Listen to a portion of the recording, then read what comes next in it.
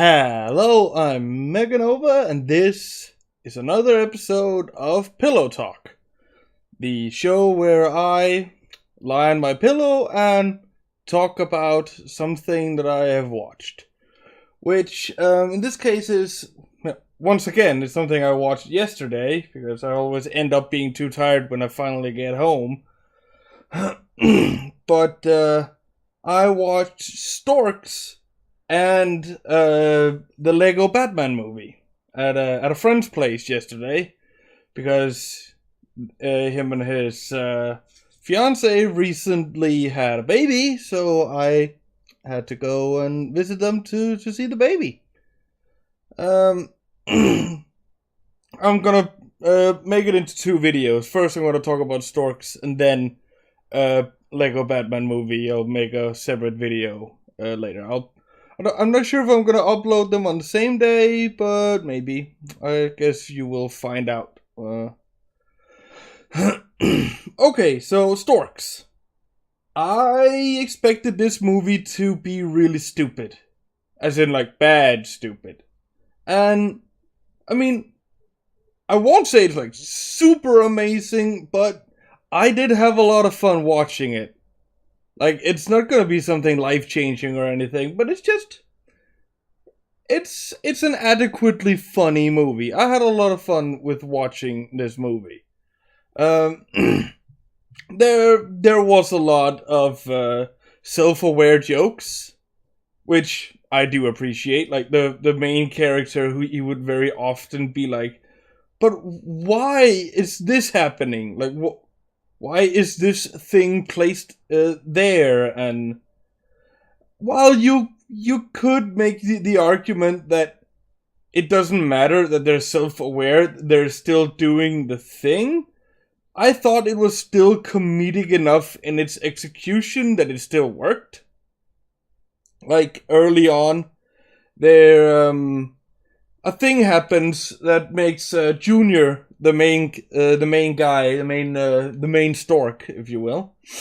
A thing happens where he has to shut off a machine, but the button to shut off the machine is behind these spinning gears, and he's just like, who would place it there? And obviously, it was just like a plot device to have him get his wing fucked up, which would further the plot with something later on. I'm gonna try to avoid too many spoilers, but I will talk about things here and there. But I still thought it was funny enough in the way that it did it that I didn't mind it. But flat out, the best characters in this movie was the fucking wolf pack. A thing happens, so him and the one that he's following, or having with him, they end up crashing down in this, like, high up in the mountains, and there's a lot of snow and shit. And they run into this pack of wolves. Okay, so I can reveal what the main plot is. Okay, so the main plot is these storks, they are delivering babies, but you see very early on, like that sometimes these babies can bring problems with, babies being babies, how they act, that it's not always optimal, right?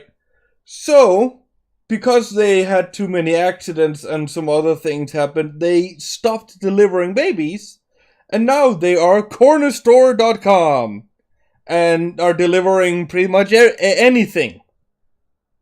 Like anything but babies. And also, apparently babies are created in this big, weird, sciencey, magical device thing that is never really explained. But it's one of those weird things that, like, it looks weird and magical enough that you kind of buy it. So I didn't need any kind of weird explanation. Like, even the characters are just like, yeah, it's kind of weird that this magical thing just can make babies, but I guess that's how it is. But yeah, but what, one character, yeah, I might as well reveal it. She's called, what the fuck? Tulip. She's called Tulip. She was the last baby that was supposed to be delivered. But because the stork who was supposed to deliver her grew attached to her, he didn't want to deliver her.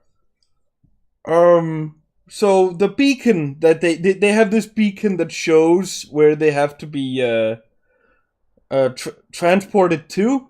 It was broken, and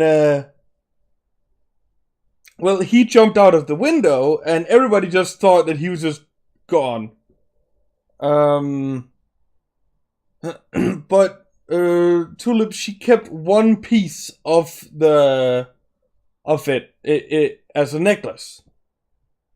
But that's not important. But the thing is, we then cut over to this other family, where we see it's a son, and he has these two really businessy parents who just the kind of standard businessy, as in he's constantly like, hey, come play with me, and then just 5 more minutes, just one more phone call, and it's constantly just 5 more minutes and whatever. Which I thought that was a bit too cliche, but I still did I still liked how they ended up resolving that whole thing. But he then finds this brochure. Also, it was 18 years ago that the Storks stopped delivering these babies, because Tulip is apparently 18 years old.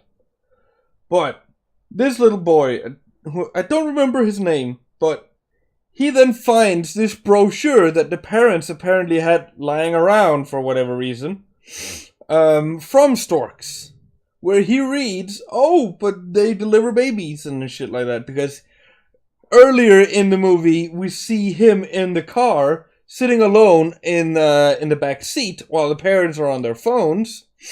And then he sees this other family where there's 3 kids in the back, and he's like, hey, I want a baby brother.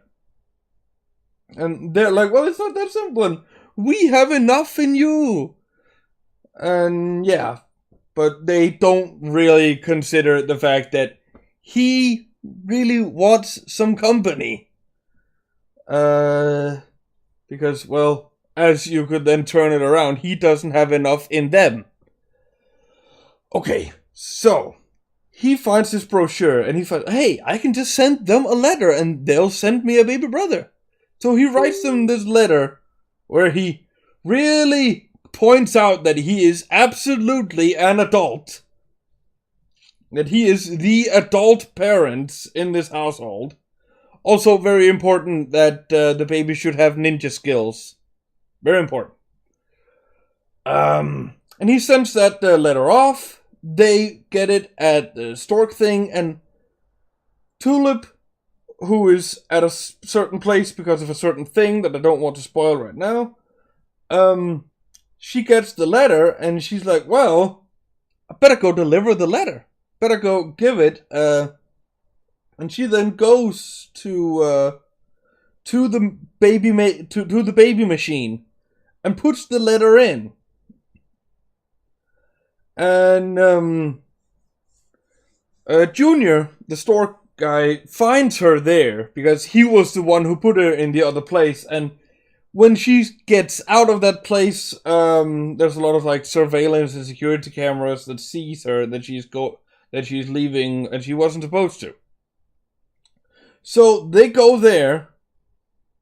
The baby is made. And then they're like, well, we should deliver the baby. So they go to deliver a baby. I know that I'm basically just starting to explain the entire fucking plot just to explain one little part here, but it's kind of important to have all the context. So they get the baby, but because Junior has his arm fucked up, he can't fly. But Tulip, she had been building this kind of flying machine. Not really a plane, kind of looks like some sort of flying saucer, but with wings, and kind of weird, but because she was planning on running away at some point. She just wasn't sure when, how, or what. So they agree that they're gonna use that. But they end up crashing it in that on that snowy mountain. They get found out by this wolf pack who just can't find it in themselves to actually kill the baby, even though they brag that they will. These two leaders of the wolf pack, and then they keep it being like, "Oh, I'm gonna bite its head clean off," and then they just start licking its cheek. And it's kind of cute. But the best part about the wolves are that somehow these wolves can turn themselves into everything. And it's always like there's like a skinny and a fat leader. The skinny one, he seems like the main leader, and he always goes like wolf pack, and then he says a word. Or he mentions an item of some sort, and the rest of the pack turns themselves into it. Like, first it's a bridge, and a boat, and some other things later on. I don't want to spoil too much of it. I do recommend that you watch this movie. This movie is hilarious. If you like some self-aware humor, absolutely, it's I would recommend it. Also, they have a lot of moments that anyone who is a parent, I'm pretty sure, at least, well, if they're parents that actually stay together, they would very much relate to. Not gonna spoil what it is, but Billy, trust me, you will know when you see them. I found this movie absolutely hilarious, and I would absolutely recommend it. I mean, as I said, it's not like it's some grand big thing, but it's one of those little funny movies that you can have a good time with for an hour and a half, right? But yeah, I feel like I've talked enough about this movie. So yeah, I would definitely recommend it. I thought it was hilarious. And yeah, that's it. So, hope you enjoyed, and please like, comment, and subscribe, everything down there, and you can find all my places to find me in the description. I recently made a Discord server, so you could go join that if you feel like it. I also have a Facebook, I do streams on Twitch. I also have a Twitter that I barely ever use, but I might use it if I start getting some more followers, so please go follow me on there. And yeah, that's it, and I will see you closer to Christmas. Bye bye.